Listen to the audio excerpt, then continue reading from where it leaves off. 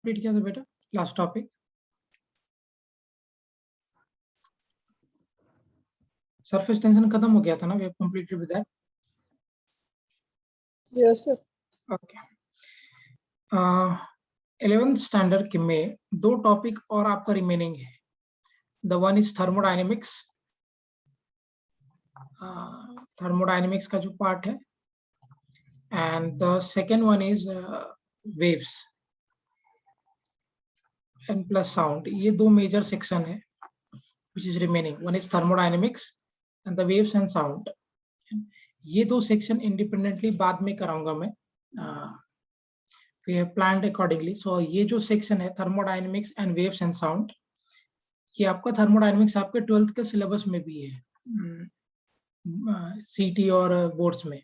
So ये जो part है हम लोग बाद में करेंगे. इसको इंडिपेंडेंट पार्ट को बाद में कराऊंगा मैं, एंड दिस ऑल्सो है ना. सो 11th स्टैंडर्ड में दो मेजर सेक्शन हमारा रिमेनिंग है, that is thermodynamics and waves and sound.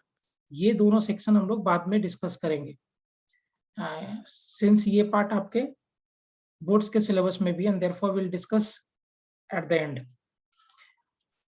From today onwards will be starting with the 12th section of JEE and NEET, या आपका सीबीएसई के अकॉर्डिंगली जब बात करेंगे तो, and that is electromagnetism. पहला सेक्शन जो हम लोग स्टार्ट करेंगे ये हमारा होगा इलेक्ट्रोमैग्नेटिज्म, है ना. जैसे हमने मैकेनिक्स को डील किया था एग्जैक्टली सेम वे में इलेक्ट्रोमैग्नेटिज्म भी एक बहुत बड़ा सेक्शन है. दो बेसिकली अगर आप बात करो तो चार मेजर सेक्शन है फिजिक्स में. एक मैकेनिक्स है, the one is electromagnetism, third one is optics, and fourth one modern physics. ये चार मेजर सेक्शन है फिजिक्स में with respect to JEE NEET, right. So एक सेक्शन हमने खत्म किया, उसमें से सिस्टम आपने करके रखा था. Now what I be doing कि थोड़ा इधर फैमिली इशू की वजह से बिजी था तो मैं कर नहीं पाया. 11th स्टैंडर्ड का जो सिलेबस हमने खत्म किया है उस पर मैं आपको आज दो असाइनमेंट दूंगा. नीट का असाइनमेंट सेपरेट होगा, जेई का असाइनमेंट सेपरेट होगा, है ना. मैं लिख के दूंगा कौन सा नीट का है कौन सा जेई का है, और इसमें पास्ट ईयर के क्वेश्चंस रहेंगे. कोई अलग क्वेश्चंस नहीं रहेगा, पास्ट ईयर का क्वेश्चन रहेगा. 30-35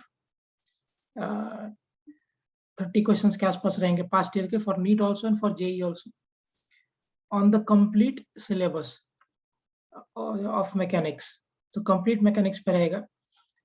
ऐसा दो असाइनमेंट्स मैं आपको दूंगा, 2 या 3 assignment for NEET also and for JEE also, जो पास्ट ईयर के पेपर क्वेश्चंस रहेंगे, राइट. अंडरस्टैंड द प्लानिंग, कैसे हमें अप्रोच करना है. तो मैकेनिक्स के पूरे सेक्शन पे 2 या 3 assignments I will post, NEET separately, JEE separately, दोनों का अलग अलग रहेगा. मेंस का, not for advance, JEE mains. Now you have to honest with yourself. आपको इस असाइनमेंट को टाइम के अंदर क्लॉकवाइज, क्लॉक को फिक्स करके आपको टाइम के अंदर इसको डील करना है, और देखना है कि मुझसे कितना डील हो रहा है, कितना सॉल्व हो रहा है. चाहो तो इसको करने से पहले एक बार पूरा रिवाइज करके बैठो, and then go for the calculation, right. एक short notes I have send it to someone, बाकी लोगों को भी मैं सेंड कर दूंगा. और पूरा रिवाइज करो, और रिवाइज करने के बाद आप असाइनमेंट 1, असाइनमेंट 2 नीट का दोनों का और जेई का टाइम के अंदर सॉल्व करना है. ऐसे नहीं कि करते बैठे, टाइम के अंदर, राइट. मुझे लास्ट वीक ही करना चाहिए था, बट कुछ फैमिली इशू की वजह से मैं नहीं कर पाया. So this week I will post and solve them. Is it clear? और साथ में हमारा इलेक्ट्रोमैग्नेटिज्म का सेक्शन अभी स्टार्ट हो जाएगा. समझ में प्लानिंग सबको कैसे डील करना है?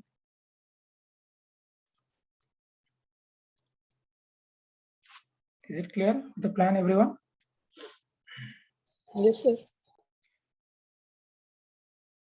Okay, so very good. So the complete syllabus will be vectors, unit dimension, error, kinematics, motion in 1D, projectile, Newton's law of motion, work power energy, circular motion, rotation, moment of inertia, rotation, thrust वाला जो concept था वो conservation of momentum, और उसके बाद fluid mechanics जो हमने deal किया था, and gravitation. So this much chapters will be there in the assignment and SHM also. ठीक है, तो ये पूरे इतने चैप्टर्स पे वो रहेंगे. So I'll suggest you कि आज आप रिवाइज कर लो और कल सॉल्व करो. आज असाइनमेंट मैसेज सेंड कर दूंगा. Okay. So the thing is we are starting today with a new section, and it's very important section like mechanics is electromagnetism.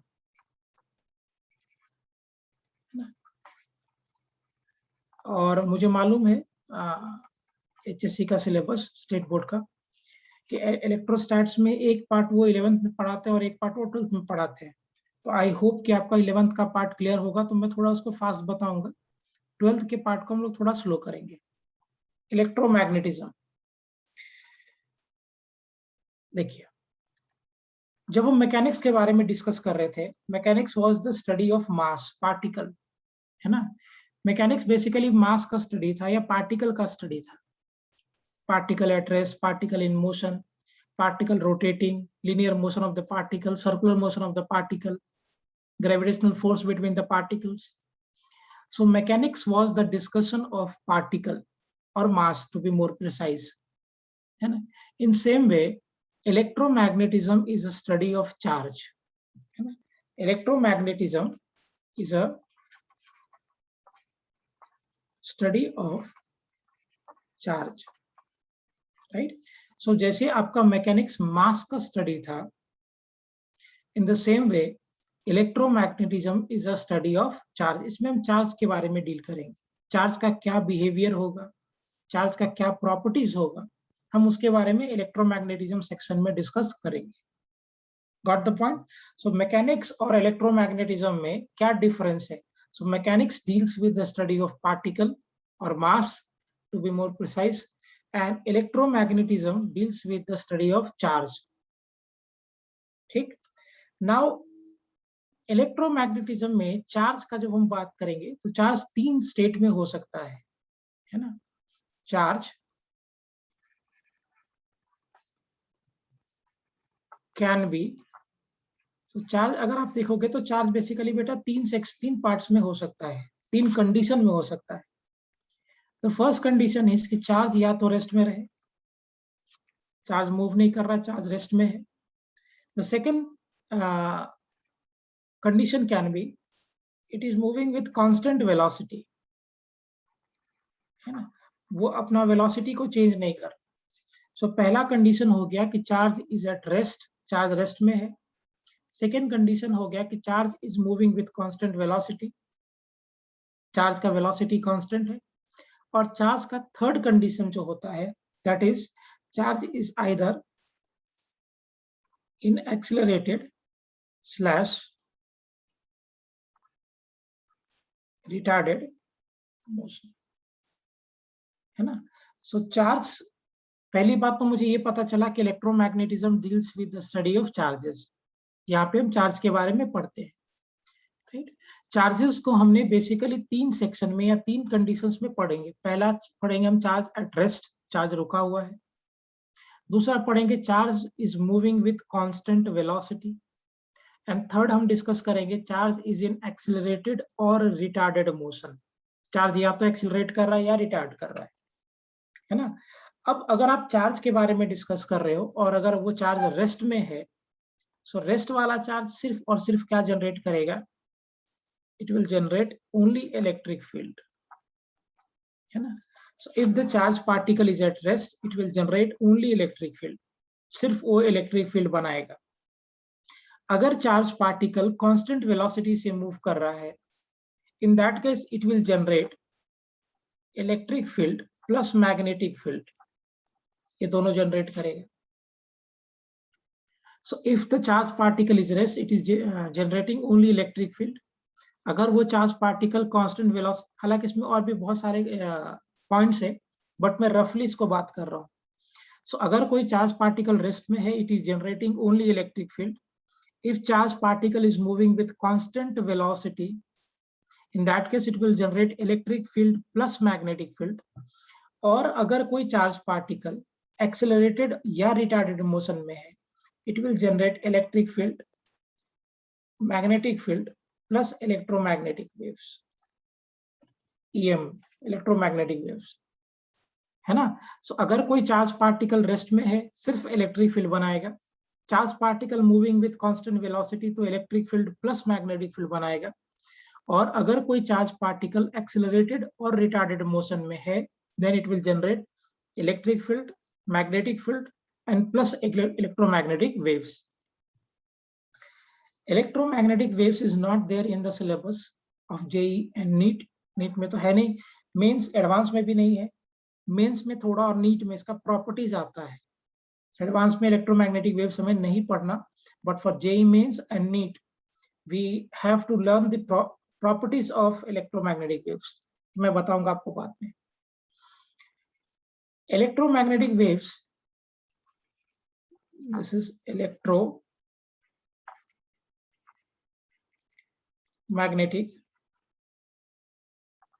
Waves. क्या क्या होता है electromagnetic waves? What are the electromagnetic waves? Is it gamma ray, X ray, ultraviolet, visible light, infrared, radio wave and microwaves. मैं sequence में लिख रहा हूं, but these are the some important electromagnetic waves: gamma ray, x-ray, ultraviolet, visible light, infrared, microwave, radio wave. So these are the electromagnetic waves. इसके बाद properties और ये सारे वेव्स कैसे बनते हैं वो हमें जेईई मेंस और नीट में पढ़ना है, सो मैं आपको बाद में डिस्कस करेंगे हम. Is it clear? समझ में आ गया point? What is electromagnetism and कितने सेक्शंस में हमने डिवाइड किया इसको? समझा सभी को? Is it clear? Yes sir. Yes sir. Now इसमें हम सबसे पहले जो सेक्शन स्टार्ट करेंगे आज डिस्कस करना, that is when the charge is at rest, है ना. चार्ज जब वो रेस्ट में है तो पहला हम ये पढ़ेंगे, फिर हम लोग इस पे जाएंगे, then will go to this. जब चार्ज रेस्ट में होगा तो उस सेक्शन को या उस चैप्टर को we call it as electrostatics. Electrostatics, है ना. So that section जिसमें you are dealing with charges and at rest, so that is called electrostatics. ये नाम से ये clear है. The word electro means charge and statics means rest. So charge particle at rest is called electrostatics, है ना. Charge particle at rest is called electrostatics. तो इस case में ये जो चार्ज पार्टिकल होगा, चार्ज किस में रहेगा? रेस्ट में.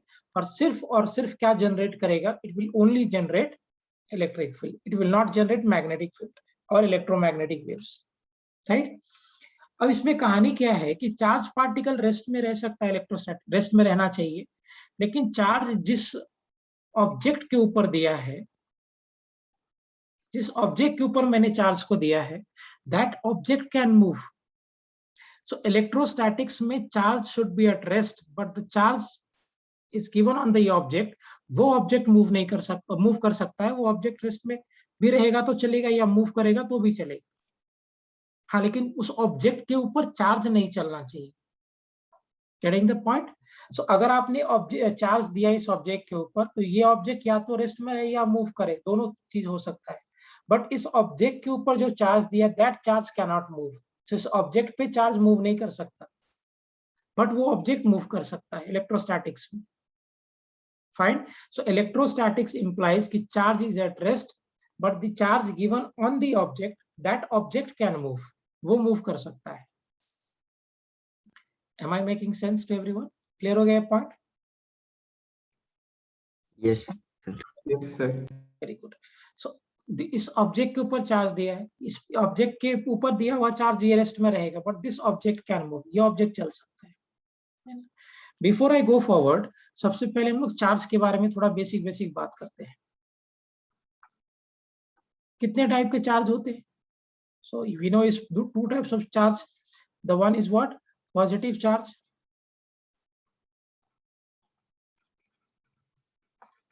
and the second one is negative charge. So charge को भी basically classify into two categories. दो तरह का चार्ज होता है, एक पॉजिटिव और एक नेगेटिव। सबसे छोटा पॉजिटिव चार्ज कौन सा है? प्रोटॉन। प्रोटॉन। है ना, फंडामेंटल पॉजिटिव चार्ज सबसे छोटा पॉजिटिव चार्ज। हालांकि प्रोटॉन से भी छोटा आया है अप क्वार्क और डाउन क्वार्क, 2/3 प्लस और 1/3 होता है प्लस में, but up quark and down quark we have to not discuss in the syllabus. So therefore हमारे लिए सबसे छोटा पॉजिटिव चार्ज होगा प्रोटॉन। राइट, प्रोटॉन के ऊपर चार्ज कितना होता है? This is plus e, 1.6 into 10 raised to power minus 19 coulomb. Is it the charge on proton? और एक प्रोटॉन का मास कितना होता है? What is the mass of proton? 1.67 into 10 raised to minus 27 kg. Excellent. So the mass of proton is 1.67 into 10 raised to power minus 27 kg. This is the mass of proton. Okay. सबसे छोटा negative charge, fundamental negative charge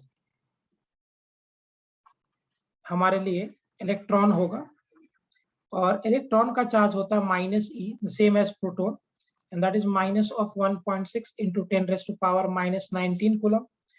और mass of electron होता है 9.1 into 10 raised to power minus of 31। This is the mass of electron, है ना। अब मुझे बताइए सबसे प्रोटॉन और इलेक्ट्रॉन में हेवी कौन है, किसका मास ज्यादा है?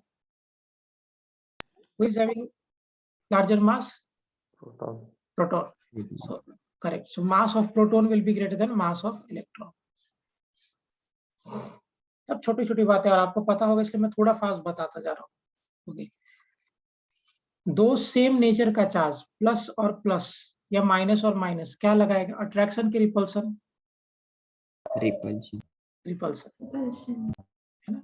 और दो charges of opposite nature plus minus या माइनस प्लस क्या यूज लगाएगा एक दूसरे के ऊपर? अट्रैक्शन, है ना। So charges of same nature repel each other and charges of opposite nature attract each other. ठीक, ओके। नेक्स्ट, क्या चार्जेस को हम ट्रांसफर करते हैं? क्या हम आधा इलेक्ट्रॉन को या 1.5 इलेक्ट्रॉन को या 2.5 इलेक्ट्रॉन को ट्रांसफर कर सकते हैं एक बॉडी से दूसरे बॉडी में? No sir. जब भी आप चार्ज को ट्रांसफर करोगे वो क्वांटाइज्ड होगा, मतलब इंटीग्रल फॉर्म में होगा, right. So that is called Q is equal to NE। जिसको हम बोलते हैं law of quantization of charge, plus minus depending on कि हम किसको क्या ट्रांसफर कर रहे हैं। So this will be here equal to Q is equal to plus minus of NE। यहाँ पे जो n होगा this is will be always integer, इसको हम बोलते हैं quantization of charge, quantization of charge, right. तो चार्ज को जब भी आप एक ऑब्जेक्ट से दूसरे ऑब्जेक्ट में ट्रांसफर करोगे, charge will be always transferred in integers. ऐसा नहीं हो सकता कि हम आधा इलेक्ट्रॉन को तोड़ के ट्रांसफर कर दिया या 2.5 इलेक्ट्रॉन को ट्रांसफर कर दिया, नॉट द केस। तो चार्ज जब भी ट्रांसफर होगा एक ऑब्जेक्ट से दूसरे ऑब्जेक्ट में, that will be always in form of integers. Okay, क्या चार्ज कंजर्व्ड है? क्या चार्ज कंजर्व्ड है? Yes. So the property says कि for isolated system,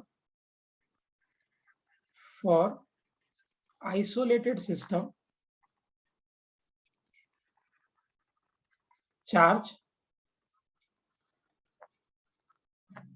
remain conserved, है ना। अगर आपके पास कोई सिस्टम जो है वो अगर आइसोलेटेड सिस्टम है, उस केस में charge will remain conserved. Okay, क्या चार्ज वेलोसिटी पे डिपेंड करता है? चार्ज क्या वेलोसिटी पे डिपेंड करता है? नहीं, मास वेलोसिटी पे डिपेंड करता है by the relation m is equal to m naught by under root of 1 minus v square by c square, but charge is independent of velocity. Charge is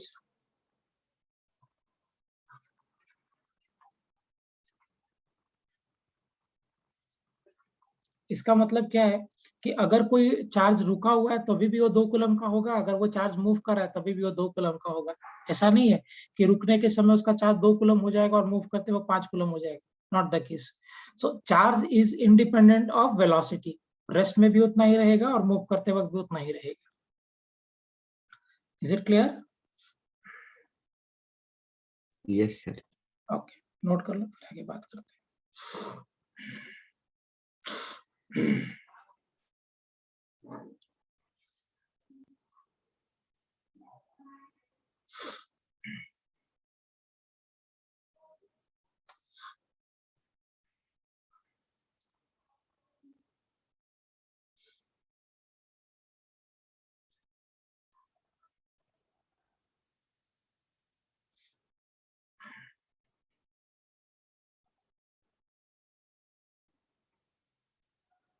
Yes, so I have already said कि charges को हमने छोटे electron से छोटा भी देखा है, scientist ने ऑब्जर्व किया है, दैट इज क्वार्क्स, QUARZ। हाँ, वन सेकेंड, एक मिनट सार्थक, अदिति होने के बाद बोलो बेटा। क्वार्क है जो कि इससे छोटा है, इलेक्ट्रॉन से भी छोटा है वो, बट अब उसका चार्ज होता है +2/3e और -1/3e। Done sir. ओके, हाँ, yes, I am sorry, wait, see Vaishnavi. Done sir. Okay,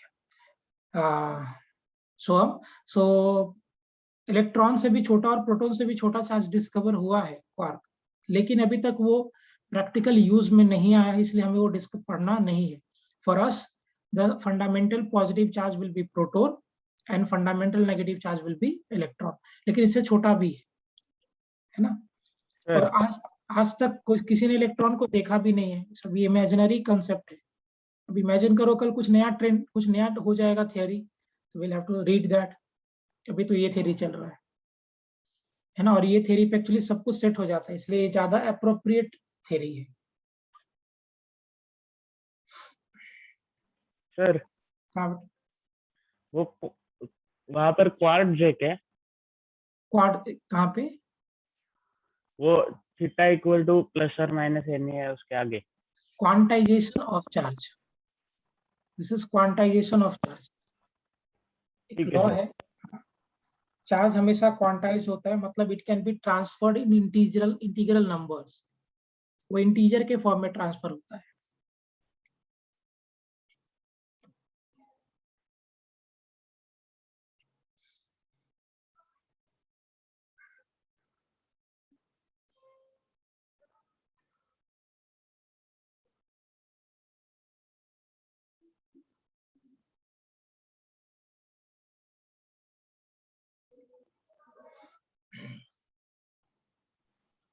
done sir.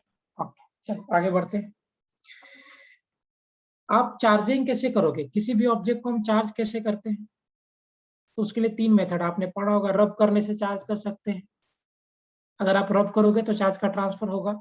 एक मेथड है इंडक्शन, अगर आप एक न्यूट्रल ऑब्जेक्ट के सामने, जस्ट इमेजिन कि मेरे पास मान लो कोई एक न्यूट्रल ऑब्जेक्ट था, और इस न्यूट्रल ऑब्जेक्ट के सामने मैंने एक पॉजिटिव चार्ज को लेकर आ गया +q कूलम को। तो अगर ये ऑब्जेक्ट न्यूट्रल है, इसका ये मतलब नहीं कि इसके पास प्रोटॉन और इलेक्ट्रॉन नहीं होंगे, है ना। सो मैं इस न्यूट्रल, ये न्यूट्रल है बेटा, ये न्यूट्रल है। सो इधर मैं इसके सामने एक पॉजिटिव चार्ज को प्लेस कर देता हूँ, तो क्या ये पॉजिटिव चार्ज इस न्यूट्रल में से जो नेगेटिव चार्ज होगा उसको अपनी तरफ खींचेगा, और खींचने की वजह से इधर वाले सरफेस पे क्या एक्यूमुलेट करेगा? Negative charge, right. और इस पॉजिटिव चार्ज, जो इसके अंदर पॉजिटिव चार्ज था, सो ये पॉजिटिव चार्ज इस पॉजिटिव चार्ज को रिपेल करेगा, and due to repulsion this positive charge will start accumulating here. तो मुझे एक बात बताइए, न्यूट्रल ऑब्जेक्ट के सामने एक चार्ज को प्लेस करने की वजह से क्या इस ऑब्जेक्ट के ऊपर चार्ज डिस्ट्रीब्यूट कर गया, है ना। एक एंड पे नेगेटिव चार्ज आ गया और दूसरे एंड पे पॉजिटिव चार्ज आ गया। ये जो चार्ज करने का मेथड है, बाद में हम इसको अर्थिंग कर सकते हैं, मैं इसके ऊपर बाद में आऊंगा। ये जो चार्ज करने का मेथड है, this is called induction. Am I getting? So आप अगर एक न्यूट्रल ऑब्जेक्ट के सामने एक दूसरा चार्ज लेकर आओगे, पॉजिटिव और नेगेटिव, तो अगर मैं पॉजिटिव चार्ज लेके आ रहा हूं तो न्यूट्रल ऑब्जेक्ट में से नेगेटिव चार्ज को ये पॉजिटिव चार्ज अट्रैक्ट करेगा और एक साइड में अलाइन कर देगा, और ये पॉजिटिव चार्ज दूसरे पॉजिटिव चार्ज को रिपेल करेगा and therefore it will align on the one surface, और बाद में उसको अर्थिंग करके चार्ज कर सकते हैं, राइट? दिस वे और या this method of charging is called induction, है ना? इसको हम लोग बोलते हैं इंडक्शन। ओके, अब मुझे एक बात बताइए, इंडक्शन जो मोड है चार्जिंग का, क्या इसमें दो ऑब्जेक्ट के बीच में कांटेक्ट करने की जरूरत पड़ी मुझे? No sir. No. ये कांटेक्टलेस चार्जिंग है ना? और एक्चुअली इस पे ही अभी काम हो रहा है, एक वाईफाई चार्जर करके भी कंसेप्ट बन भी गया है, मार्केट में यूज नहीं हो रहा, अभी इसके ऊपर और भी काम हो रहा है, वो इंडक्शन की वजह से ही आपका बैटरी चार्ज होगा, है ना? So it's contactless. अभी इस पे बहुत ओपन फील्ड है, इसमें भी बहुत रिसर्च और बहुत फिजिकल इंजीनियर्स बहुत काम कर रहे हैं इस टॉपिक पे, और इसका बहुत प्रैक्टिकल एप्लीकेशन होने वाला है आने वाले कुछ सालों में। कॉन्टैक्टलेस होता है। अच्छा, एक बात मुझे बताइए कि इंडक्शन जो मोड है चार्जिंग का, क्या उसमें कोई बाहर से चार्ज आया है कि अंदर वाला चार्ज ही डिस्ट्रीब्यूट किया है? अंदर वाले डिस्ट्रीब्यूट। अंदर वाला correct, it's a distribution of charge basically, distribution of charge. हाँ, अगर मुझे इसको चार्ज करना रहता बाद में, so we need to earth them, earthing करेंगे तो एक्चुअली इधर का न्यूट्रलाइज हो जाता है, क्योंकि earth is a source of huge electron और अर्थ का पोटेंशियल 0 है, ठीक? सो बेसिक है ये, induction is another mode of charging, contactless होता है and it's simply the distribution of charge. Okay, Coulomb's law, first topic.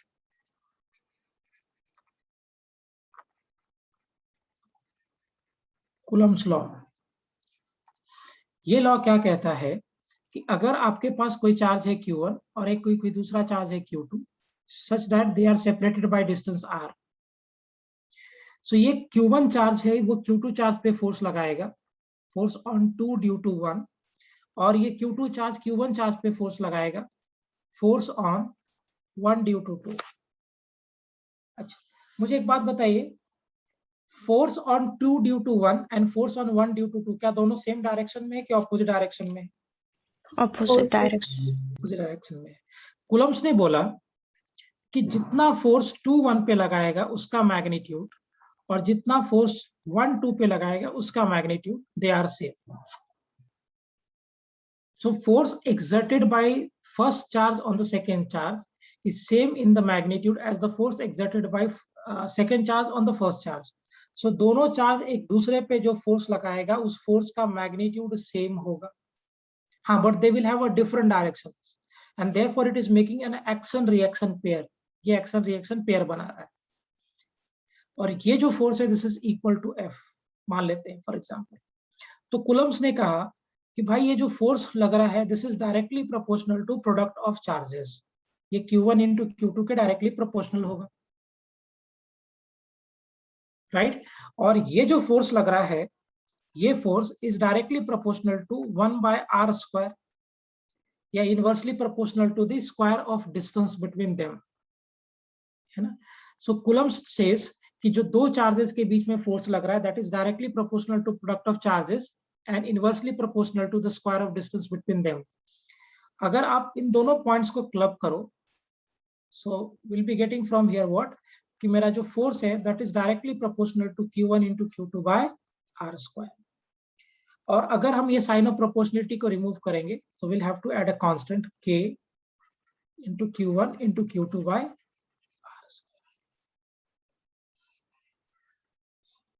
Right? F is equal to K Q1 into Q2/r², ठीक? ये जो K है इसका value होता है 9 into 10⁻⁹ फॉर एयर या वैक्यूम के लिए। So this K is 9 into 10⁻⁹। आपने पढ़ा होगा पहले कि K का वैल्यू होता है 1/4πε0 फॉर एयर या वैक्यूम। सो k का वैल्यू होता है 1/4πε0. So point charge placed in air, इसके लिए जो आपका फोर्स हो जाएगा, this will become 1/4πε0 into Q1 into Q2 by r², है ना. इस एप्सिलॉन नॉट को हम बोलते हैं permittivity of free space. This is called permittivity of free space. Am I getting the point? Clear है सबको यहाँ तक? 1/4πε0 Q1 into Q2 by r². अच्छा, ये जो एप्सिलॉन नॉट होता है परमिटिविटी ऑफ फ्री स्पेस, ये है क्या? कैसे बताएंगे इसको? और कहां से आए 1/4π एप्सिलॉन नॉट?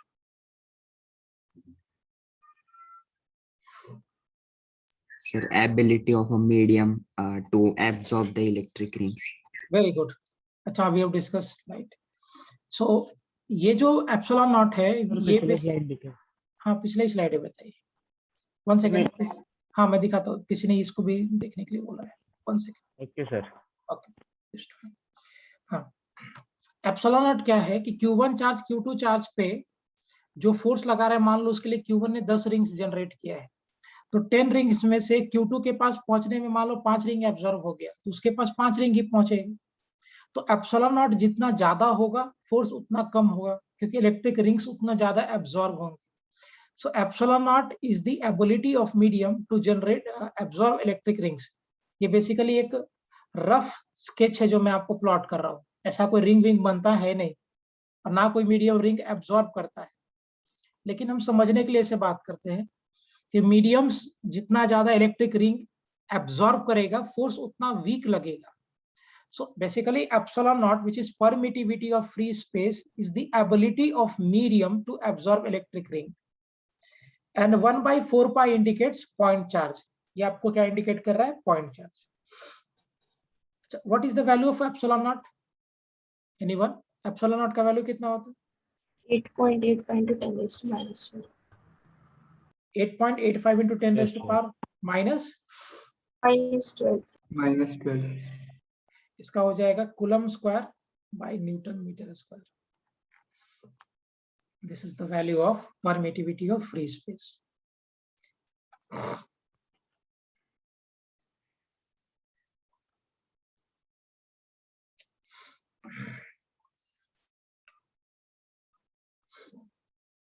ठीक. अच्छा, अब ये कूलम्स लॉ को अगर आप वेक्टर फॉर्म में लिखोगे, so how we can write this?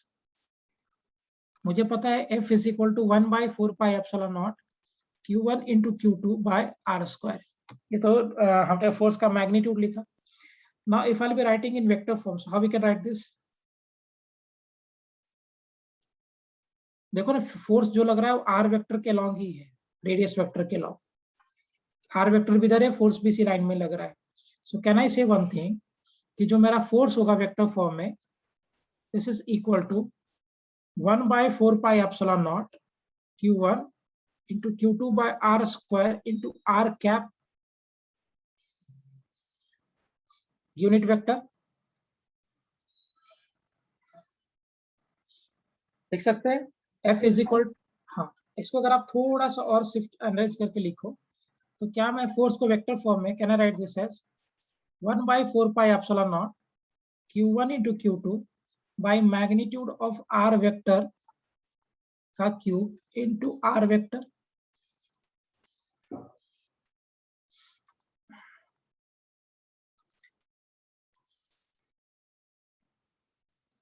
Can we write this?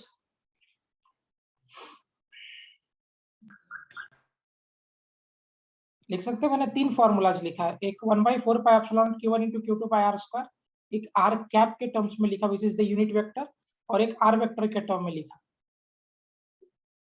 Clear है तीनों रिलेशन सभी को?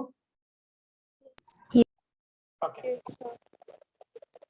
अब मुझे एक बात बताइए, ये जो हमारा कूलम्स फोर्स है, यहाँ पे दो चार्जेस पे जो फोर्स लग रहा है, is it action reaction pair? Yes, sir. Correct, बिल्कुल सही है. ये जो फोर्स है हमारा, वो एक्शन रिएक्शन पेयर है। मतलब जितना फोर्स देखो ना, two forces of same magnitude but opposite direction, तो ये जो फोर्स है दोनों फोर्स सेम मैग्नीट्यूड का but their directions are opposite, therefore it's action reaction pair, है ना। Two forces of same magnitude acting in the opposite direction on the two different bodies, पहले body ने दूसरे पे लगाया, दूसरे बॉडी ने पहले पे लगाया, this is called action reaction pair. तो ये एक्शन रिएक्शन पेयर है। उसका इसके बाद एक और जो इंपॉर्टेंट पॉइंट है ना, ये एक सेंट्रल फोर्स है। इसका मतलब क्या है? इफ आई एम सेइंग कि कोलंबिक फोर्स एक सेंट्रल फोर्स है, व्हाट डज इट मीन? अगर मैं ऐसा बोल रहा हूं कि कोलंबिक फोर्स एक सेंट्रल फोर्स है, इसका मतलब क्या है? Sir, work done will not depend on path. नहीं, सेंट्रल फोर्स होने का मतलब correct, this force will act between the centres of the two object. अगर पॉइंट है तो सेंटर होगा नहीं, लेकिन अगर आपके पास कोई एक बड़ा ऑब्जेक्ट है, सो वो उसके सेंटर के अबाउट लगेगा, so it's a central force, है ना। मतलब the force will act between the centres of the two different objects. Next जो इंपॉर्टेंट पॉइंट है, it is a conservative force.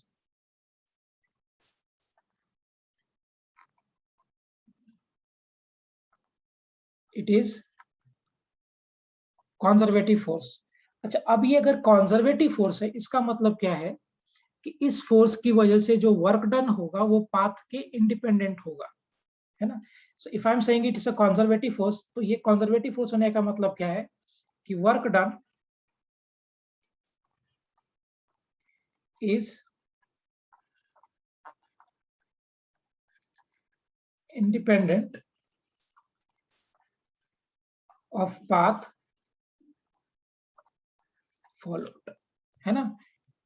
Since it is a conservative force implies कि work done is independent of path followed। अच्छा, मुझे एक बात बता बेटा, अगर इलेक्ट्रोस्टैटिक फोर्स एक कंजर्वेटिव फोर्स है, तो क्या हम लोग इलेक्ट्रोस्टैटिक फोर्स के लिए पोटेंशियल एनर्जी को डिफाइन कर सकते हैं? Can we? Yes, sir. तो इसका ध्यान रखना, इसमें हमें पोटेंशियल एनर्जी भी डिफाइन करेंगे हम लोग आगे चल के। और एक पॉइंट तो मैंने ऑलरेडी लिख के ही दिया है आप, कि जो मैग्नीट्यूड है force acting on one due to two, उतना ही फोर्स टू वन पे एक्सर्ट करेगा। So these are the few properties of this Coulombic force. Questions करेंगे अभी। एक मिनट। हाँ,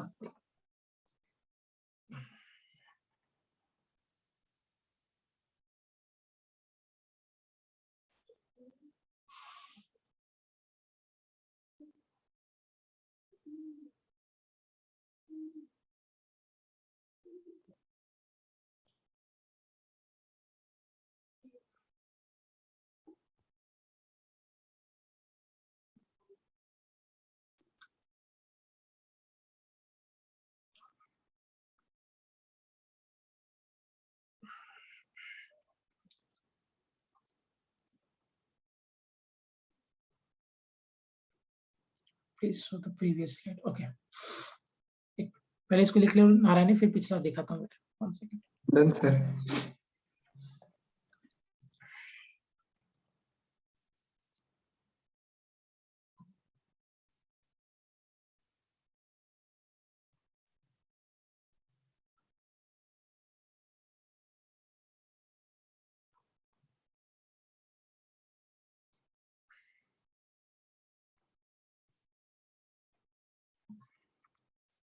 Okay, fine.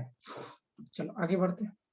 I'll start with the simple questions. बहुत simple नहीं कराऊंगा मैं, जब इसको नॉर्मली पढ़ाता हूँ तो बहुत छोटे छोटे क्वेश्चन से स्टार्ट करता हूँ, आपके लिए थोड़ा स्टैंडर्ड क्वेश्चन से करूँ। You have done the basic questions. So starting with this, मान लो आपके पास एक इक्विलेटरल ट्रायंगल है और इसके यहाँ पे एक चार्ज प्लेस किया है प्लस क्यू कूलम का, और इसका साइड ए दिया है, एंड ध्यान रखना इट्स इक्विलेटरल ट्रायंगल।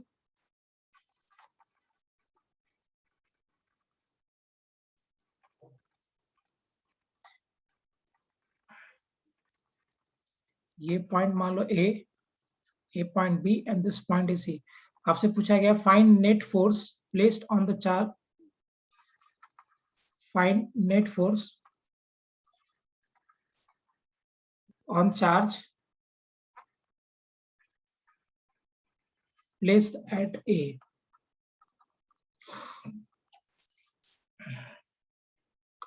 मैं बेसिक क्वेश्चंस नहीं ले रहा हूं तुम्हारे लिए, आप यहीं से करो. You have to find the net force on the charge placed at A.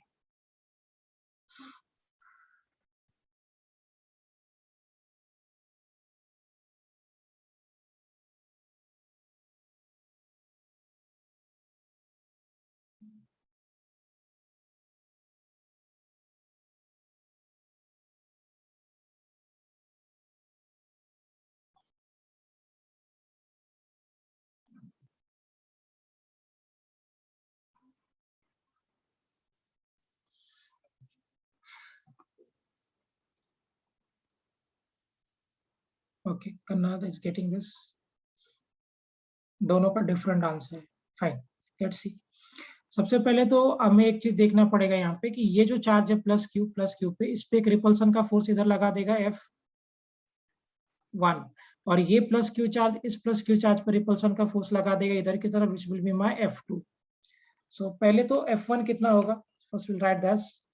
So F1 will be equal to K Q square by A square. I'm writing in the terms of K only. Okay. Now we'll be getting F2. अगर आप same way में लिखोगे, ये भी कितना आ जाएगा, K Q square by A square. Distance दिया हुआ है.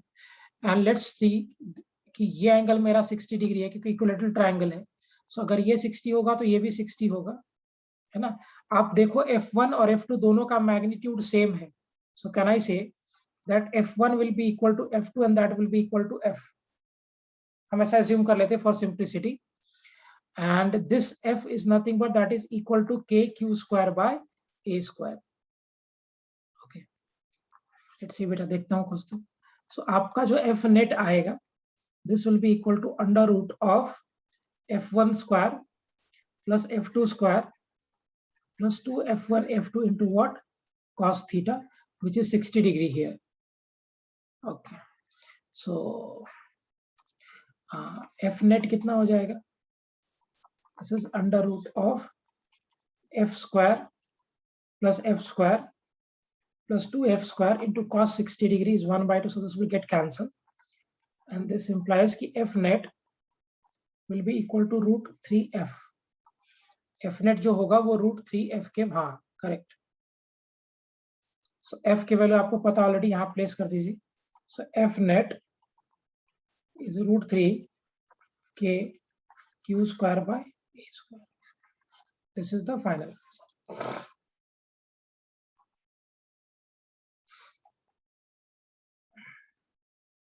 सर हम डायरेक्टली कंपोनेंट स्प्लिट करके हॉरिजॉन्टल कंपोनेंट्स डायरेक्ट कैंसिल कर सकते थे. हाँ बिल्कुल कर सकते हैं. 30 डिग्री का एंगल होगा.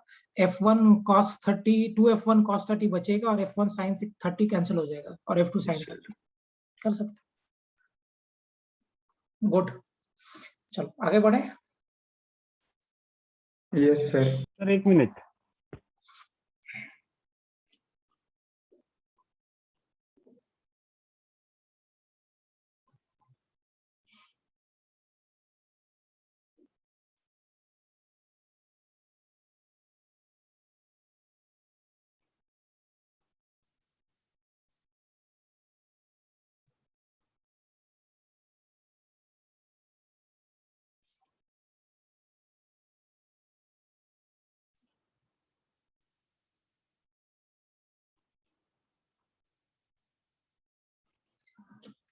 चलिए आगे बढ़ते हैं.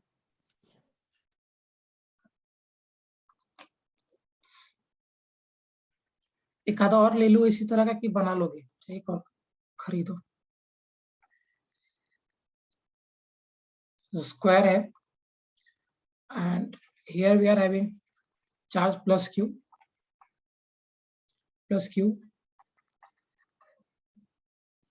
सभी चार्जेस को मैं आइडेंटिकल लेता हूं और इसका साइड आप A पकड़ लो and it is a square. ये हो गया हमारा A B C and D. आपसे पूछ बोला गया है find net force on charge placed at C. करिए।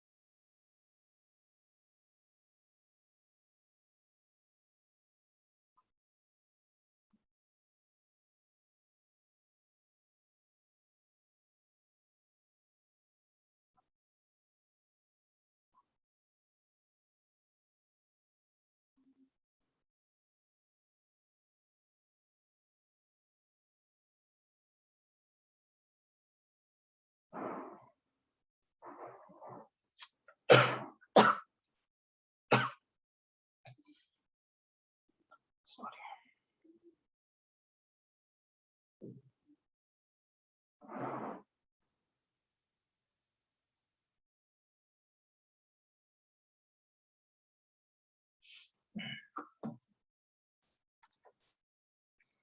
हाँ हाँ करेक्ट है श्रावणी। पहले तो देखो इधर से फोर्स लग रहा है F1 एंड इधर की तरफ फोर्स लग रहा है F2 और यहाँ से इधर की तरफ फोर्स लग रहा है F3। This is A। तो ये जो डिस्टेंस होगा ये हमारा √2a हो जाएगा बाय पाइथागोरस थ्योरम, राइट। सो पहले आप F1 और F2 को पहले मैग्नीट्यूड लिख लेते हैं। F1 कितना हो जाएगा बेटा, it will be kq² by a² and F2 कितना हो जाएगा kq² by a²। मैं इसी के टर्म में डाटा नहीं ले रहा हूँ क्वेश्चंस बनाने के लिए, I am just taking a simple question. So implies that F1 will be equal to F2 and that is equal to kq² by a²।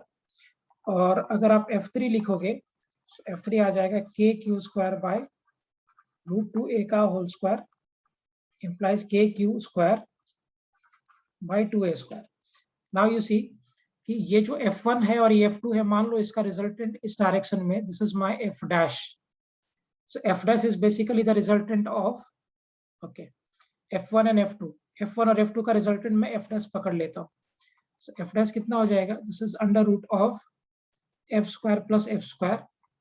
So F' will be equal to √2f। So F' कितना हो जाएगा, √2 into kq² by a², है ना। अब देखिए good, ये F' और ये F3 दोनों का सेम डायरेक्शन है। सो देयरफॉर जो नेट फोर्स आएगा this will be equal to F3 plus F'। So F net will be equal to F' कितना होगा, that is √2 kq² by a² plus kq² by 2a²। If you want, you can take this out. So F net will be equal to kq² by a² into 2√2 plus 1 by 8. This is the final answer.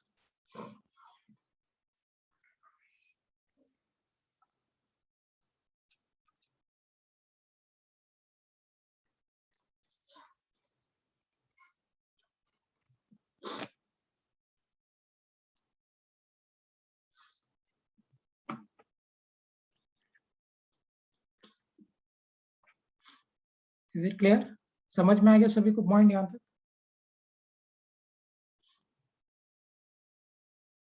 Yes sir. चलो आगे बढ़ते हैं। Yes sir. और इस तरह का questions और कराओ कि बन जाएगा इस टाइप अगर आएगा तो। Okay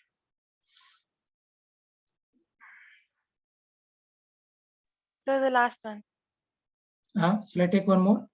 Yes, sir. Okay.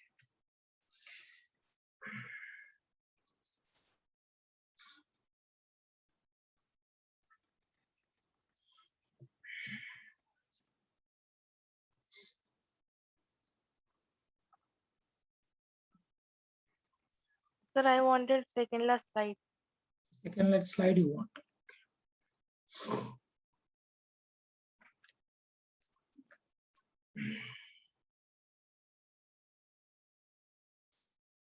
Done, sir. Thank you. Okay.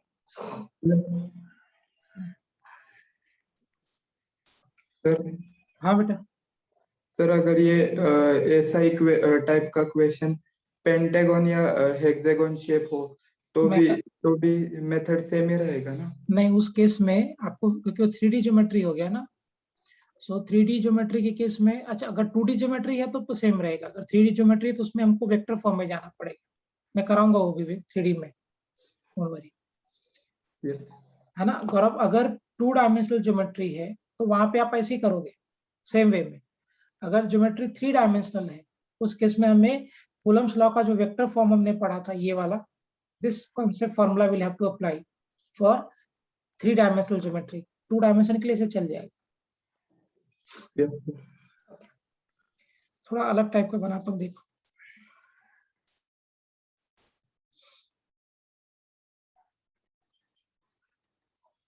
मान लो कि ये घड़ी का क्लॉक है फुल, ऐसे यहाँ पे चार्ज प्लेस किया है 12 कूलम का, 1 कूलम का प्लस 2 कूलम का plus 3 coulomb, 4 coulomb, 5 coulomb, 6 coulomb,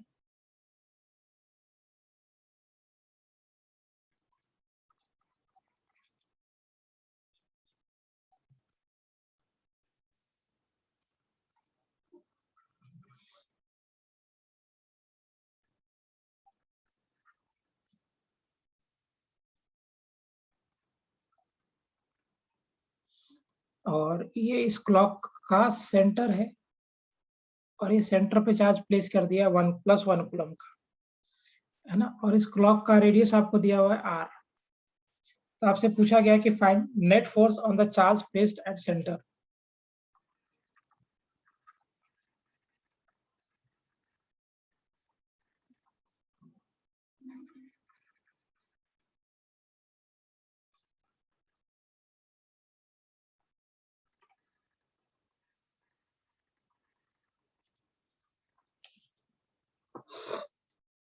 करो जरा इसको।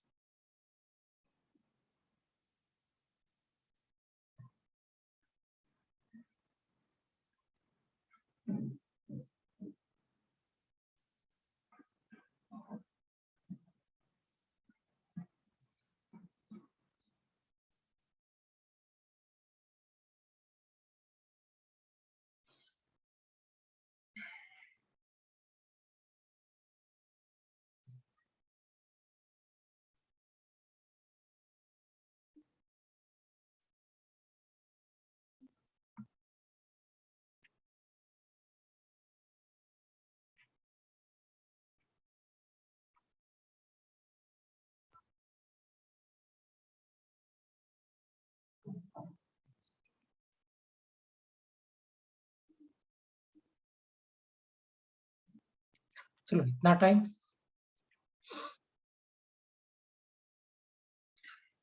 करूं मैं फटाफट इसको, देखो ये इधर की तरफ कितना फोर्स लगाएगा 12 इंटू के क्यू बाय आर स्क्वायर, और इधर कितना लगाएगा 6 इंटू के क्यू बाय आर स्क्वायर।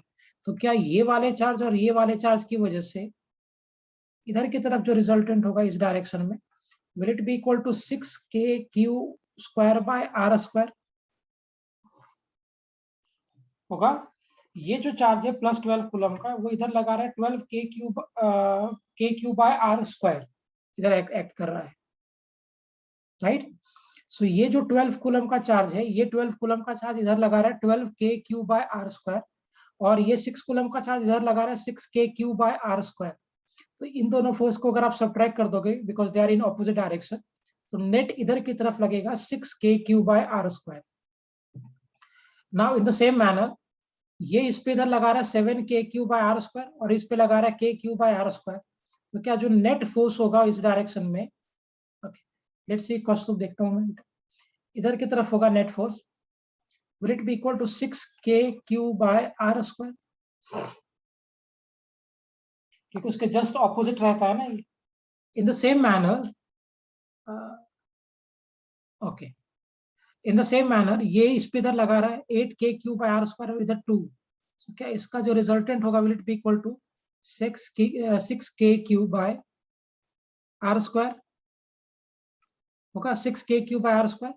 ये प्लस 8 इधर एक्ट कर रहा है और ये 2 इधर लगा रहा है, so the difference will be 6 K Q by R square.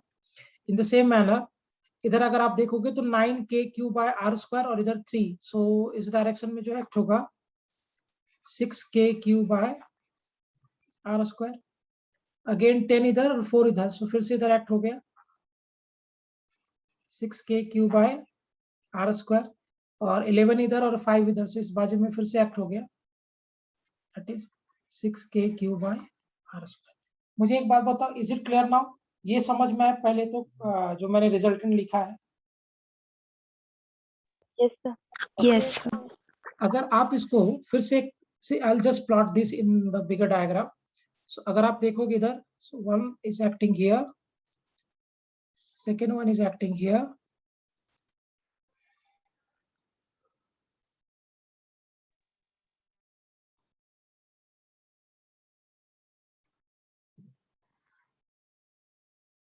ऐसे हो गया। ओके लेट्स शिफ्ट होने का देखते हैं बेटा। अच्छा, एक दोनों फोर्स के बीच में ये एंगल कितना होगा? What will be the angle between these two? 30 degree. 30 degree, correct. So यहाँ से अगर आप देखोगे तो ये एंगल आपका 30 हो गया, अगेन दिस इज 30, और ये टोटल एंगल 60 हो गया। सेम वे में ये 30 डिग्री है, और इधर से ये एंगल आपका 60 हो जाएगा, और ये तो आपको ऑलरेडी 90 मालूम ही है। ओके देखते हो बेटा, करा दो। एक काम करते हैं, ये f जो है ना 6 K Q by R square, तो 6 K Q by R square को let me take f for simplicity. f we are assuming 6 K Q by R square. Okay so here also f, यहाँ पे भी f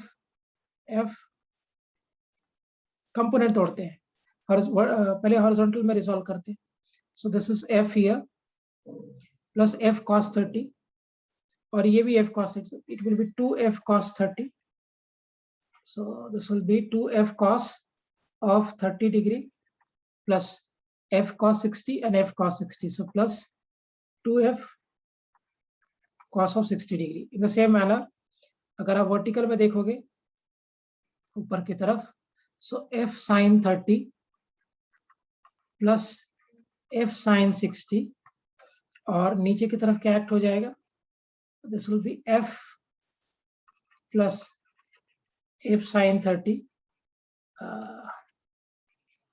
f plus f sin 30 plus f of sin 60 degree. Will it be the case?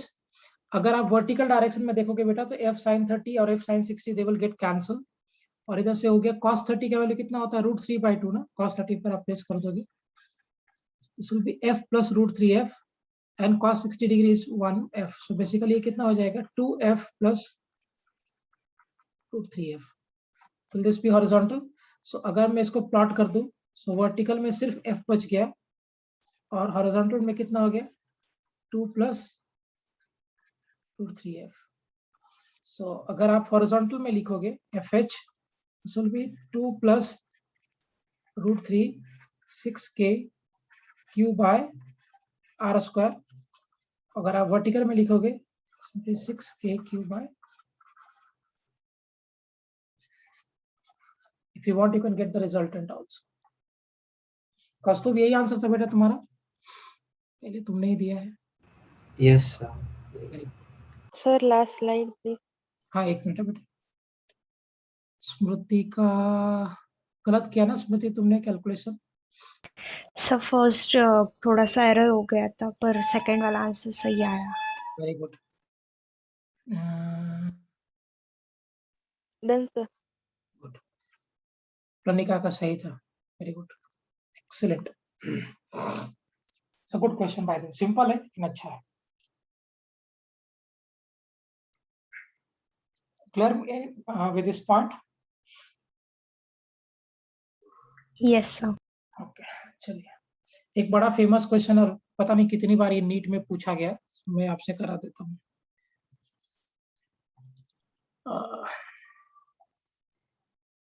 मान लो NEET में भी आया है, JEE में भी आया है. जेई में मुझे याद है एक बार आया है. ओरिजिन पे चार्ज है प्लस क्यू प्लस 1 कूलम. यहाँ पे चार्ज प्लस क्यू कूलम का प्लेस कर देते 1 मीटर पे एंड 2 मीटर पे भी प्लस क्यू कूलम का, 4 मीटर पे भी प्लस क्यू कूलम का, 8 मीटर पे प्लस क्यू कूलम का एंड सो ऑन. सो आपसे पूछा गया फाइंड नेट फोर्स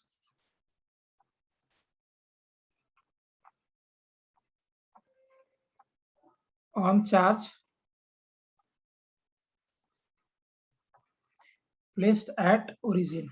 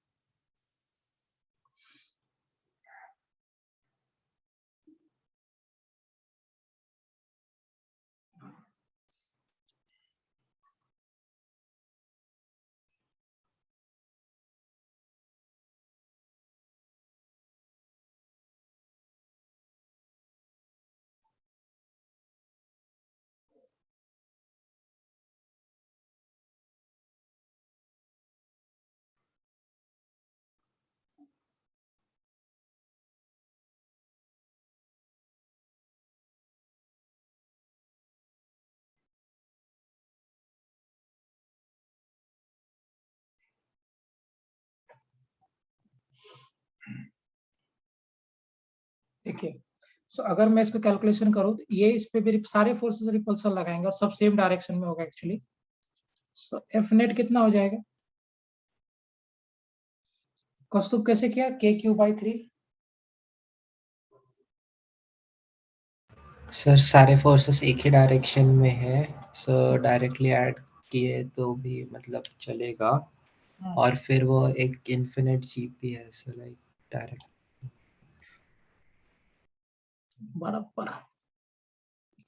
सो अगर आप इसको सॉल्व करोगे सो सिंपली एफ क्यू के क्यू बाय, एक तो चार्ज प्लस क्यू 1 कूलम का था, सो के क्यू बाय 1 का square plus k Q by 2 का स्क्वायर. हाँ Smriti very good. Plus k Q by 4 का square and plus so on till infinity.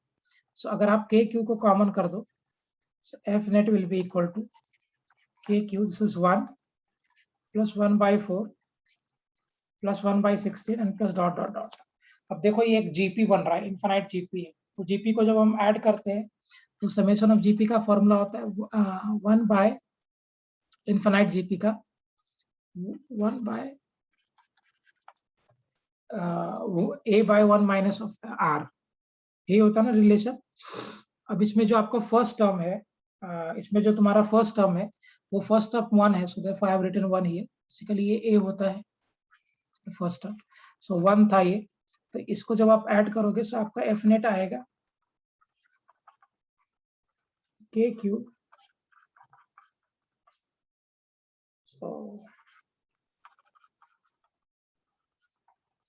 F net कितना होगा फाइनली कैलकुलेशन करने के बाद? This is 3 and 4 will go, so this is 4k cube by infinite GP का problem. तो देखो इस तरह के क्वेश्चंस में ना इसे भी सीक्वेंस एंड सीरीज भी लगा के पूछा जा सकता है। सो आपने जो मैथ्स में बाइनोमियल इक्वेशन पढ़ा था that can be applied here, और वो लगा के हम लोग यहाँ पे क्वेश्चंस बना सकते हैं।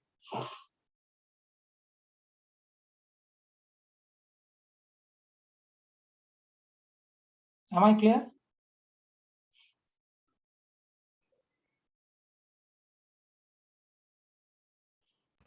Yes, sir. Yes. चलो आगे बढ़ते हैं, और भी बहुत कुछ बनाया जा सकता है। अच्छा मुझे एक बात बताइए, थोड़ा कॉन्सेप्ट पे चर्चा करते हैं। मान लो एक प्लस Q1 कूलम का चार्ज है and I am having a next charge of plus Q2 coulomb. So ये Q1 कूलम इस पे चार्ज लगाएगा, फोर्स ऑन 2 ड्यू टू 1, और इधर लगेगा फोर्स ऑन 1 ड्यू टू 2। अब मैंने क्या किया कि Q1 कूलम और Q2 कूलम के साथ में मैंने एक थर्ड चार्ज प्लेस कर दिया Q3 कूलम का। सो अब थर्ड चार्ज प्लेस करने की वजह से क्या फर्स्ट चार्ज और सेकेंड चार्ज के बीच में जो फोर्स लग रहा था पहले, क्या वो अभी चेंज कर जाएगा या सेम रहेगा? सेम रहेगा। सो दो चार्ज के बीच में जो फोर्स लग रहा है that is independent of the presence और absence of the third charge. लेकिन हाँ, नेट फोर्स में तो चेंज आएगा, ऑब्वियस सी बात है, क्योंकि पहले सिर्फ 2 पे फोर्स लगाने वाला 1 था, अभी 2 पे फोर्स लगाने के लिए 3 भी अवेलेबल है। So net force on 2 will change, that is obvious, net force on 2 will change. लेकिन क्या 2 पे जो फोर्स 1 लगा रहा है उसमें कोई चेंज आ रहा है कि that will remain same? Remain same. Right. अब इसी कॉन्सेप्ट का हम यूज करते हैं जब हम एक डाइलेक्ट्रिक मीडियम में इस चार्ज को प्लेस कर देते हैं, सच दैट उस मीडियम का डाइलेक्ट्रिक कांस्टेंट k है। सो मान लो मेरे पास एक मीडियम है और इसका डाइलेक्ट्रिक कांस्टेंट k है, पकड़ लेते हैं k, या इसको रिलेटिव परमिएबिलिटी भी बोलते हैं। सो डाइलेक्ट्रिक कांस्टेंट k पकड़ लिया इसका, और इसमें हम एक चार्ज रख रहे हैं plus Q1 coulomb and plus Q2 coulomb, और यही दोनों चार्ज को हम यहाँ भी एयर में प्लेस कर रहे हैं।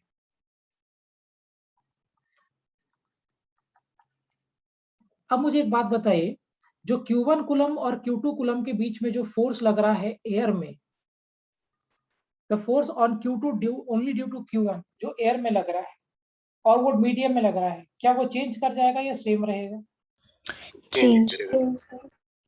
सेम। हाँ सेम रहता है। होता क्या, वेरी गुड कौस्तुभ, जेईई का क्वेश्चन है एक, मुझे ईयर याद नहीं है, 2003-4 के आसपास पूछा था। होता क्या है कि जब आप इन दोनों चार्जेस को डाइलेक्ट्रिक मीडियम में रखोगे तो force on 2 due to 1, only 1, yes net force change करेगा, very good Piyush, net force change करेगा, लेकिन 2 पे जो फोर्स सिर्फ 1 की वजह से लग रहा था वो उतना ही लगेगा जो एयर में लग रहा है, that will not change, but the net force on 2 and 1 will change due to the dielectric medium। अब होता क्या है कि जब आप एक डाइलेक्ट्रिक में किसी भी चार्ज को प्लेस करोगे, फॉर एग्जांपल मैं एक प्लस Q1 कूलम को रख देता हूं, तो ये पॉजिटिव चार्ज क्या करेगा, डाइलेक्ट्रिक मीडियम से नेगेटिव चार्ज को अपने आसपास में एक्यूमुलेट कर लेगा। एयर में वो चीज नहीं हो रहा था, क्यों नहीं हो रहा था एयर में? क्योंकि वैक्यूम था यहाँ पे। लेकिन जब आप उसी चार्ज को डाइलेक्ट्रिक मीडियम में रखोगे, सो दैट पॉजिटिव चार्ज उस डाइलेक्ट्रिक मीडियम के नेगेटिव चार्ज को अपने आजू बाजू में यूनिफॉर्मली डिस्ट्रीब्यूट कर लेगा, बराबर।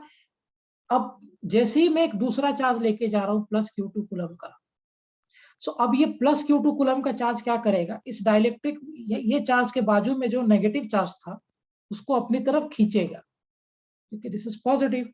सो ये पॉजिटिव चार्ज इस नेगेटिव चार्ज को अपनी तरफ खींचेगा। अगर ये चार्ज नेगेटिव चार्ज को अपनी तरफ खींच रहा है, इसका मतलब कि इस बाजू में इलेक्ट्रॉन का कॉन्सेंट्रेशन कम जाएगा और इधर की तरफ नेगेटिव चार्ज का कॉन्सेंट्रेशन बढ़ जाएगा।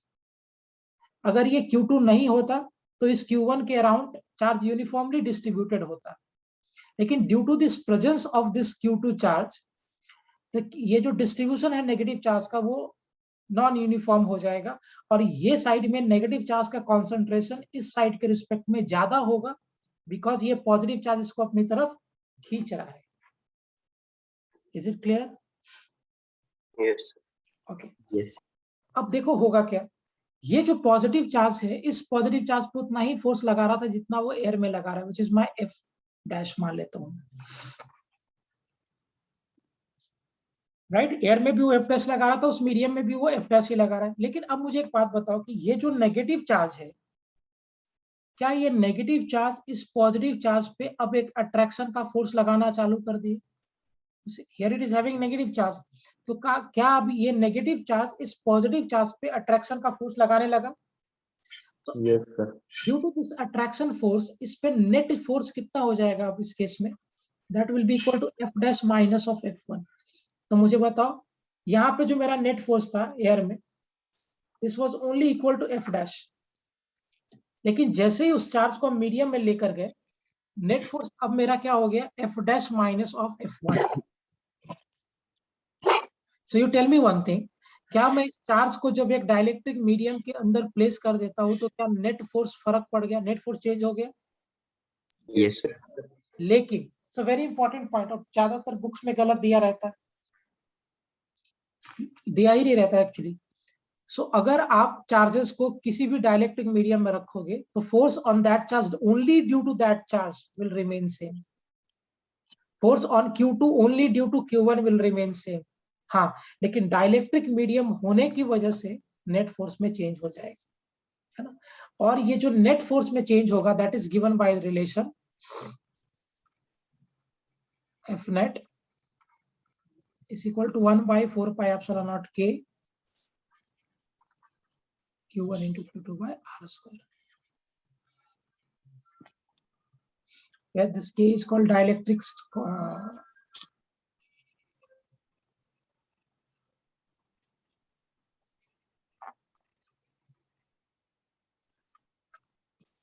constant.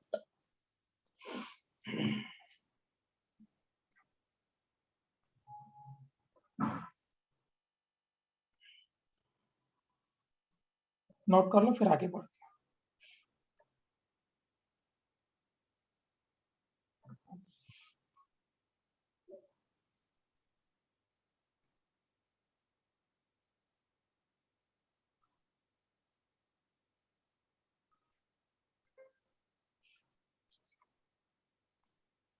ये चैप्टर को मैं थोड़ा टफ में लेके जाऊंगा आगे चल के, कैपेसिटर का पूरा हम लोग सीरीज पैरेलल सब डिस्कस करेंगे यहाँ पे। सो थोड़ा कंसंट्रेट करना और पिछला रिवाइज करके रखना। क्लियर हो गया पॉइंट? चले मूव अहेड। सर हाँ इसी पे स्लाइड दिखाया ना इसमें? हाँ ओके सर। चलो विल मूव अहेड, आगे बढ़ते हैं। सर हाँ बेटा। सर ये F नेट हमेशा डिक्रीज ही होगा या इंक्रीज भी होता है? नहीं, डिक्रीज करता है। डाइलेक्ट्रिक मीडियम में डालोगे तो के जनरली 1 से ज्यादा होता है and therefore it will decrease. सबसे ज्यादा वो एयर में लगता है। ओके। चलो क्वेश्चंस देखते हैं। मान लो एक रॉड है और इस रॉड पे पॉजिटिव चार्ज डिस्ट्रीब्यूट किया है,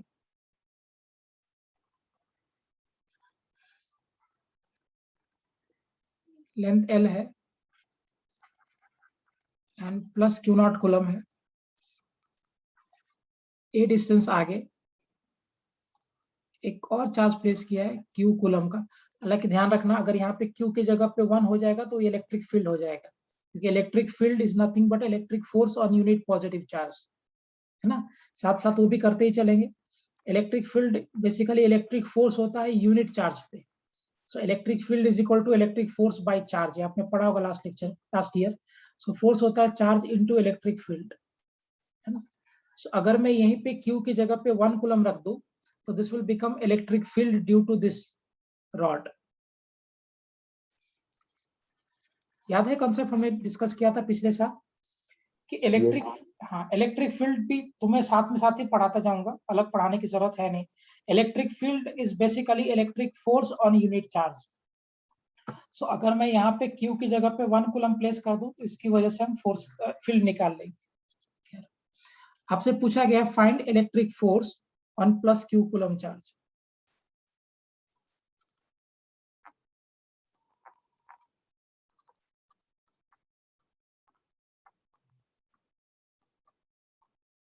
So charge uniformly distributed है ना? Uniformly distributed. Good, very good. Charge uniformly distributed.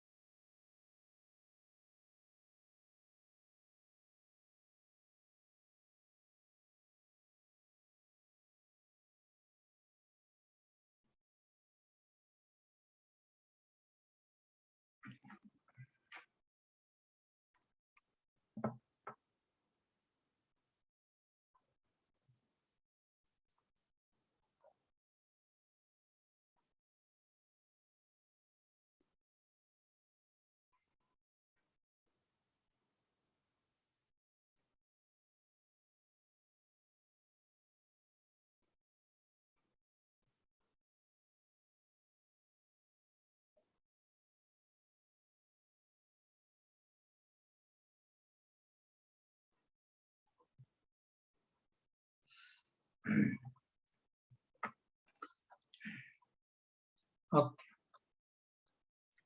अच्छा मुझे एक बात बताओ, देखते श्रावणी, इसमें मैं डायरेक्ट कूलम्स लॉ लगा सकता हूँ कि कुछ अलग करना पड़ेगा? सर इंटीग्रेशन का नहीं, हाँ कूलम्स लॉ डायरेक्ट नहीं लगा सकते। पहली बात, कूलम्स लॉ क्यों डायरेक्ट नहीं लगा सकते? Because we are not dealing for point charge and Coulomb's law 1/4 pi epsilon not is applicable only for point charges. तो यहाँ पे इंटीग्रेट करना पड़ेगा। तो पहले तो इसका लैम्डा निकाल लो, चार्ज ग्रेडियंट। लैम्डा कितना हो जाएगा? Q0/L coulomb per metre. अब एक काम करते हैं, हम यहाँ से x डिस्टेंस पे जाते हैं चार्ज से, और x डिस्टेंस जाने के बाद एक बहुत छोटा सा एलिमेंट कट करते हैं of dx thickness, such that कि ये जो dx थिकनेस का एलिमेंट आपने कट किया है, it is behaving just like a point charge. ये पॉइंट चार्ज की तरह बिहेव कर रहा है। और ये dx एलिमेंट पे जो चार्ज होगा, उस let me take that charge as dq। इसको हम लोग dq पकड़ते हैं, charge on this small element. So dq will be equal to what? This is lambda into dx। dq कितना हो जाएगा? Q0/L into dx। अब मुझे एक बात बताइए, अगर ये dx इतना छोटा है such that dq is behaving like a point charge, so can I now use Coulomb's law? Yes, sir. है ना? अगर आप अभी कूलम्ब्स लॉ यूज कर दोगे तो इसकी वजह से इस पे जो रिपल्सिव फोर्स लगेगा dF, so dF will be equal to what? K into dq into q by x square. हाँ करेक्ट है cost, very good. So implies जो इस पे dF लगेगा K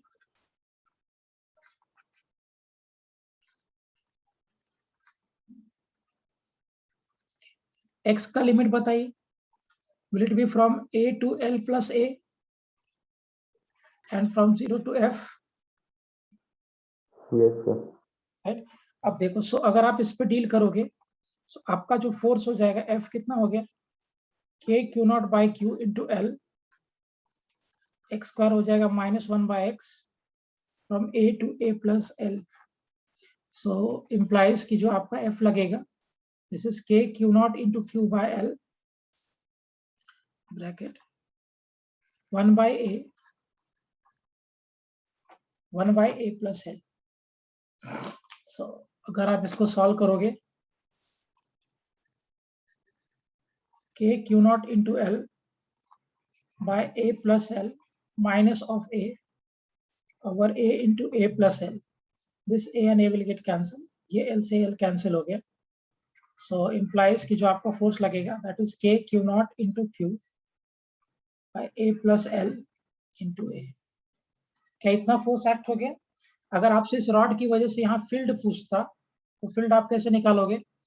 So I know कि electric field is electric force by Q. So electric field कितना हो जाएगा? K Q naught into Q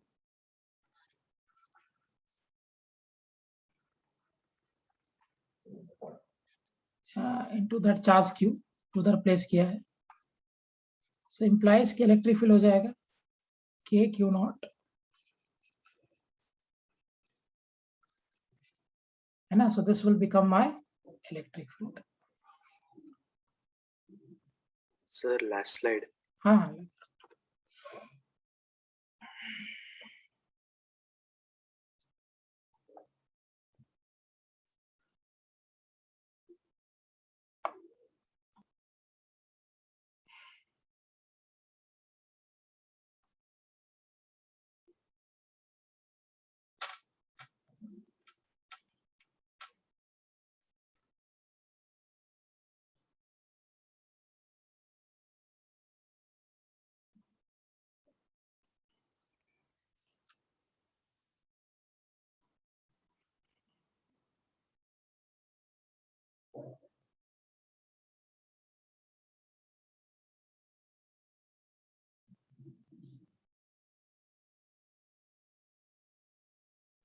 sir हाँ सर वो Q by 2 क्यों लिया है? Lambda is equal to Q nought by 2. Lambda होता है बेटा एक्चुअली चार्ज ग्रेडियंट. देखो यहाँ पे जो चार्ज डिस्ट्रीब्यूटेड है वो लेंथ पे है, तो आप एक काम करो, चार्ज पर यूनिट लेंथ निकाल दो. हाँ अगर चार्ज एरिया में डिस्ट्रीब्यूटेड होता तो हम चार्ज पर यूनिट एरिया निकालते, जैसे डिस्क के केस में निकालेंगे, है ना? अगर चार्ज वॉल्यूम में डिस्ट्रीब्यूटेड होता लाइक सॉलिड स्फीयर में, तो वहां पे हम चार्ज पर यूनिट वॉल्यूम लेंगे. तो आप ये देखना कि चार्ज का डिस्ट्रीब्यूशन कैसा है, लेंथ में डिस्ट्रीब्यूट है, एरिया में डिस्ट्रीब्यूटेड है कि वॉल्यूम में डिस्ट्रीब्यूटेड है. तो since it is a rod, आप इमेजिन करो ये रॉड है, तो आप खुद से सोच के बताओ कि रॉड में चार्ज का डिस्ट्रीब्यूशन कैसा होगा, लेंथ में होगा, एरिया में होगा कि वॉल्यूम में होगा फॉर रॉड? लेंथ में. इसलिए हम लोग चार्ज ग्रेडियंट निकालेंगे, चार्ज पर यूनिट लेंथ. अच्छा मान लो रॉड की जगह पे डिस्क होता, तो डिस्क में चार्ज कैसे डिस्ट्रीब्यूटेड होता? एरिया, तो वहां हम चार्ज बाय एरिया लेते. ट्रायंगुलर प्लेट होता, ट्रायंगल के शेप का प्लेट होता, प्लेट, तो प्लेट में एरिया चार्ज कैसे डिस्ट्रीब्यूटेड होता, लेंथ में कि एरिया में कि वॉल्यूम में? और plate volume, plate area plate है ना, 2 डायमेंशनल हो गया. सो प्लेट में वो डिस्ट्रीब्यूटेड होगा एरिया में, वहां हम चार्ज पर यूनिट एरिया लेंगे. सॉलिड स्फीयर में कैसा डिस्ट्रीब्यूशन होगा? वॉल्यूम में, तो वहां पे हम चार्ज पर यूनिट वॉल्यूम लेंगे. सिलेंडर हो गया तो वॉल्यूम में होगा. So depending on the geometry, और आपको ये देखना है कि चार्ज का डिस्ट्रीब्यूशन कैसा है. क्या चार्ज का डिस्ट्रीब्यूशन लेंथ में है, एरिया में है कि वॉल्यूम में है। अगर लेंथ में रहेगा तो आप लेंथ में लोगे, एरिया में रहेगा तो चार्ज पर यूनिट एरिया लेंगे, and if it is in volume तो हम लोग चार्ज पर यूनिट वॉल्यूम लेंगे। Is it clear? Yes sir. ठीक, सबको समझ में आ गया आज का लेक्चर प्रॉपर्ली यहाँ तक point? Yes Yes, sir. Yes, sir. ठीक है, I will wind up for today. और मैं असाइनमेंट आज दोपहर तक ही अपलोड कर दूंगा, आप लोग आज के आज ही रिवाइज कर लो तब तक, and go for it, solve करो। लेकिन मेरा सजेशन ये रहेगा सबको कि सॉल्व करते वक्त ना गूगल यूज करना, ना कोई रेफरेंस बुक यूज करना, ना नोट्स यूज करना, खुद से करो, टाइम फ्रेम के अंदर करो। Treat this as a self test, क्योंकि आपका है, you need to be honest with yourself, है ना। तो आप प्रॉपर्ली टाइमर लगा के सॉल्व करके देखिए, और उसके पहले आप एक बार पूरा रिवाइज कर लो तब तक, एंड देन गो फॉर। हाँ बेटा, ओनली मैकेनिक्स ना? Only mechanics. I have said the chapter motion in one dimension, projectile, vectors, unit and dimension error, vernier caliper, screw gauge, उधर का हो गया, फिर Newton's law, work power energy, circular rotation, inertia, gravitation, fluid mechanics, SHM. इतने chapters का short में revision कर लो, and then go for the calculations. Is it clear everyone? Yes sir. Fine, ठीक है, will wind up for today. Sir upload please today's lecture. हाँ, yes, I will do that. Okay, ठीक है, will wind up for today. Thank you sir. Bye. हाँ, Planika, I will do that बेटा, मैं send कर दूंगा। हाँ, मुझे जिसको जिसको चाहिए, one thing I will do, send it on group only, मैं ग्रुप पर डाल देता हूँ। ठीक है, will wind up for today. Bye. हाँ, बाय बाय।